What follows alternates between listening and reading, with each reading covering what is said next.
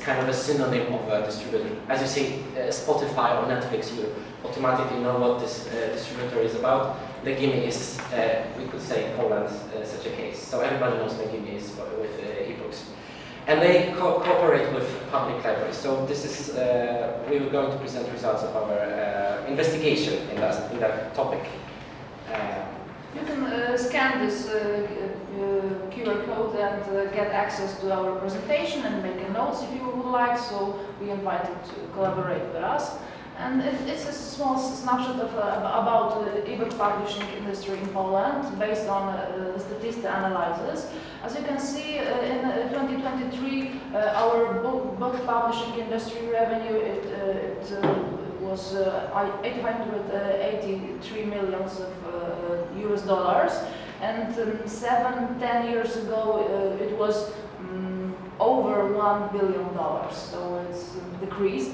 And the revenue generated from e-publishing, however, continues to grow steadily, because a few years ago it was almost 100, and 2023 we have 200. Ebooks market revenue, 63 million.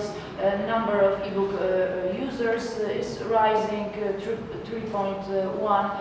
Gender of users, 53. Almost 53% of women, and age of users 25 to 44, 64%. And it's worth noticing that the broader context of streaming services landscape in Poland, as we can see, we have several subscription services are shown on the slide. But only a few of them provide access to library users. Audioteca, founded in 2008, was the first streaming service for digital books and ebooks and synchro books on the Polish market. It offers a subscription and a la carte option. Legimi has only a subscription. And in 4 years, Legimi began offering a subscription service. Shortly thereafter, 2 Swedish streaming services entered the Polish market. Firstly, Spotify, as you can see, and 3 years later, Storytel, and also Netflix, the media streaming service. And access to unlimited music and film content for a fixed price changed, in our opinion, and not only in our opinion, even consumption habits. Those habits have changed also during the coronavirus pandemic, and the activity of Legimi was crucial in this moment, because thanks to them, I and my students have access to books on our classes, so thanks God Legimi existed, and they cooperate with libraries for free for everybody who wants a code or token to get access. And when it comes to digital books in public libraries, so I'm researching and I'm focusing in my research on licensing models, and they are very common in the US and Europe, in many countries. So this is like one of the types how the books are distributed in libraries. The other is the second mentioned here, controlled digital lending. So when there is a digitized copy of a lawfully acquired paper book, which is then lent out according to one copy, one user principle.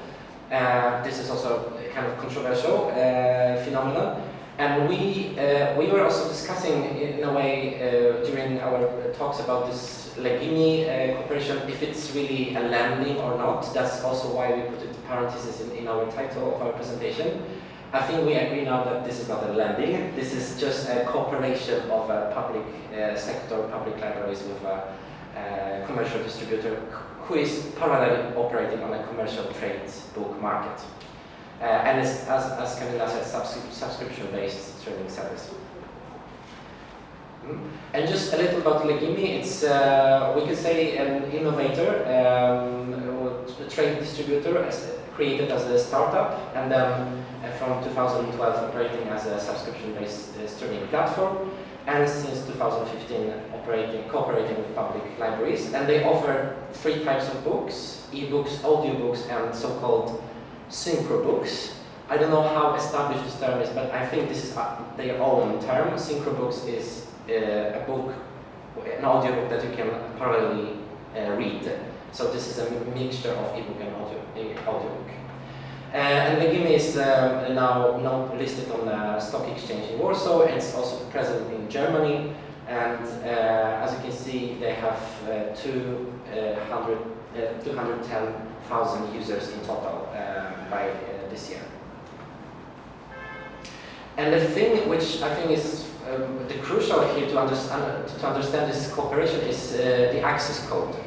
So access code here is a free of charge code, password that the library user receives from a librarian to log in on a Legimi app. And there are two models of distribution, of this code distribution. The library decides which of them they want to apply. The first one is, so the library has a limited number of codes distributed to patrons, and they last for a limited time, usually for 1 month or 3 months. And the number of pages that can be read is unlimited. And this model is used by most of the Polish libraries. The second model, which is, as far as we know, is in minority, is an unlimited number of codes. So every patron can get a code, but there is a limitation in time and also a limitation in number of pages, which is maybe very, very tricky. And just to understand also how these codes are distributed, when it comes to this first type, it works according to first come, first served. So the library has, let's say, 100 codes, and if you are lucky enough to be in this first to come to the librarian and ask for this code, so you can get it. If not, so you have to wait for another month. So this is this limitation. But in Wrocław, I have such comfort that I get access anytime I want. So.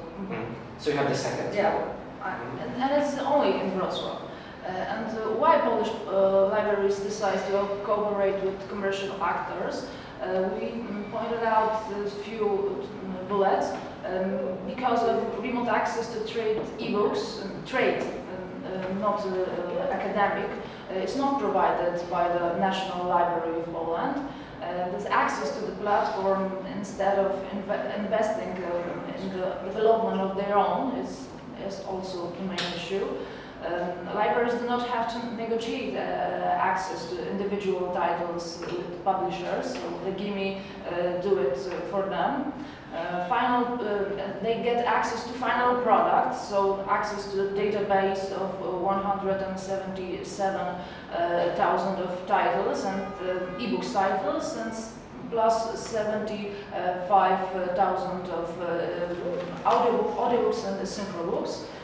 They also do not have to worry about archiving and protection because Legimi get it, and they do not have to choose which books to buy, maybe bestsellers like in Denmark is the case, yes, and not only the books from the backlist, and they don't have to decide also how many copies. And a few words about methodology.